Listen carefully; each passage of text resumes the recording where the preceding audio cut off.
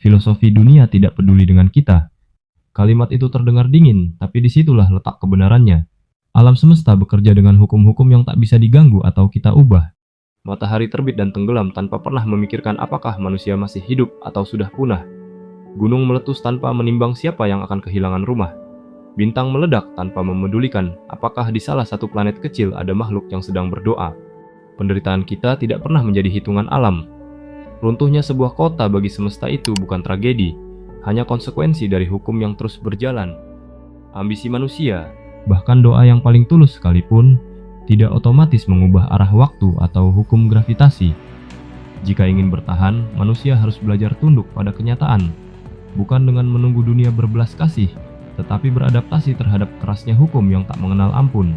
Mereka yang gagal beradaptasi akan dilindas oleh arus yang tak pernah berhenti.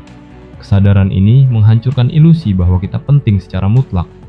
Kita bukan pusat alam semesta, bukan alasan dunia berputar, bukan alasan bintang tetap bersinar.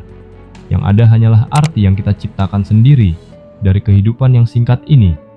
Namun dalam ketidakpedulian itulah tersimpan paradoks kebebasan. Karena dunia tidak menuntut apapun, kita tidak dibebani ekspektasi kosmik. Kita bebas memilih tujuan, bebas menentukan makna, bebas menciptakan kebahagiaan tanpa harus menunggu izin dari siapapun. Manusia tidak dilahirkan untuk menjadi pusat semesta, tetapi untuk menciptakan semestanya sendiri. Dunia tidak peduli dengan kita, dan justru disitulah kita menemukan alasan untuk peduli pada hidup kita sendiri. Ketiadaan kepedulian dunia juga menyadarkan kita akan rapuhnya eksistensi. Kita lahir tanpa memilih, kita hidup dengan keterbatasan, dan kita mati tanpa bisa menunda.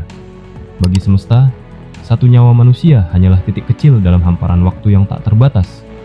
Namun justru di tengah kerentanan itu, ada sesuatu yang membuat hidup berarti.